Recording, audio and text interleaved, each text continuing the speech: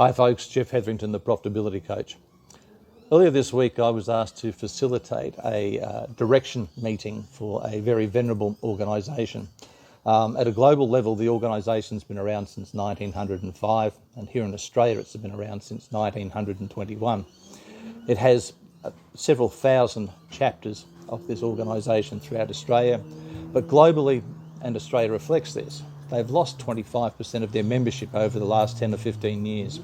They are a perfect example of an organisation that is struggling to define its role in today's society and struggling to define what its relevancy is to today's society. Now, this organisation has done it's done a power of good for the world. It's taken on the fight against polio at a global level, a local level. It runs youth programs, it runs educational programs, it helps people out, it provides scholarships. It does tremendous good work and has done for decade after decade.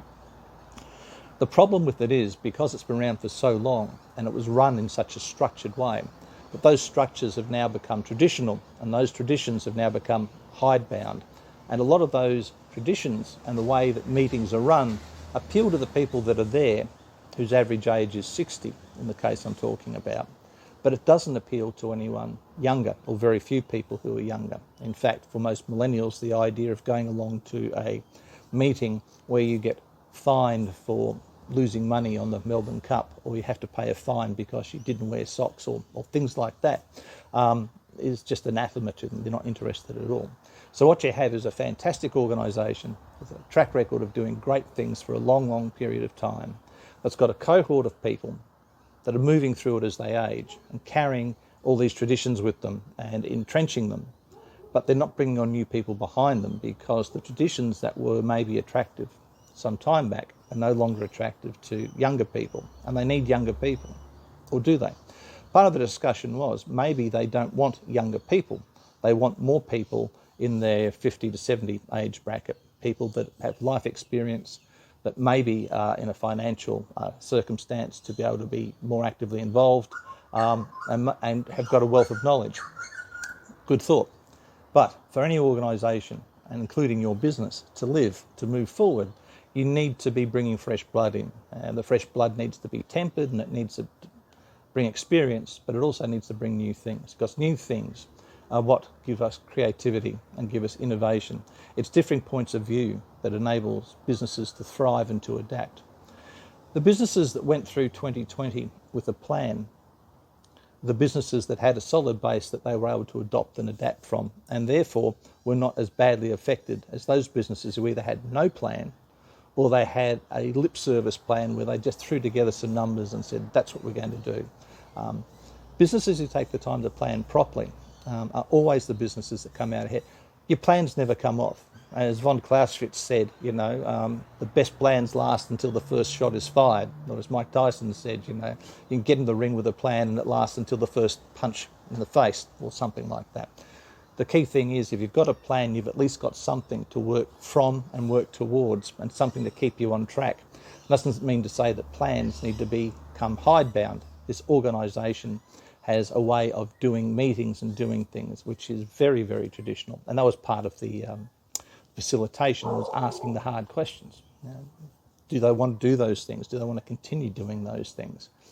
But one of the things that amazed me when I was speaking to these people was they had no targets in place. I mean, this particular chapter of this organisation had actually grown by 10 people over the last 2 years, which is against the trend of the organisation globally. But when I asked them, I said, so what's your membership target? How many members do you want to have? How many members do you want to be trying to attract every year, every quarter? And they had no answer, because they hadn't thought about it that way. When I asked them the type of person they wanted to attract, I got a lot of motherhood statements. And that's okay. Motherhood statements are a great place to start. I want double income, no kids, university educated, who are health aware. That's a great place to start. But it really doesn't tell you anything that's going to really help you talk to people.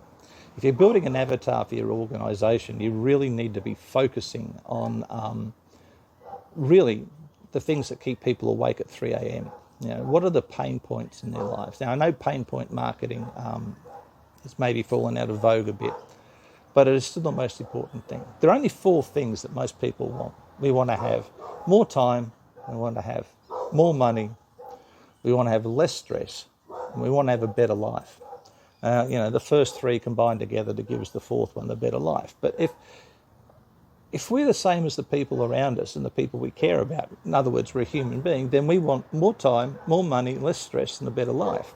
So if we look at that and use that as the lens to start trying to find the people we want to work with and who will want to work with us, that gets into the realm of psychographics. So yes, demographics are great, age, where people live, their interests, how much income they've got, how many kids, all that's sort of important, but it's really set dressing because there is such a wide variance in those things these days.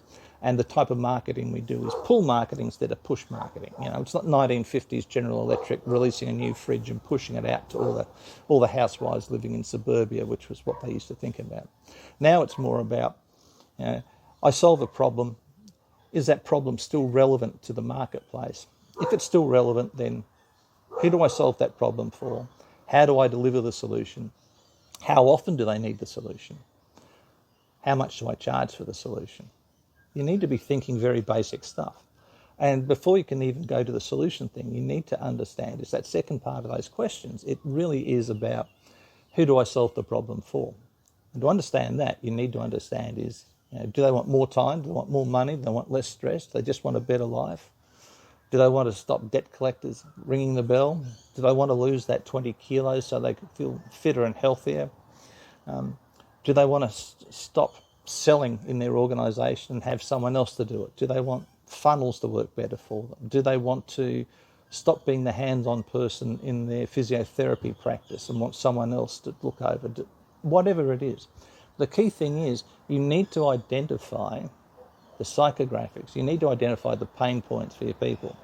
Because from there you can decide the people you want to attract. So this organisation I had, really, the pains they solve are widespread. And part of my question to them was, in the local sense, are you trying to do too much for too few?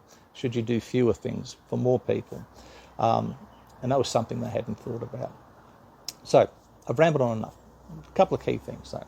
Relevancy is so important. So keep doing a relevancy check. Are you relevant to your market?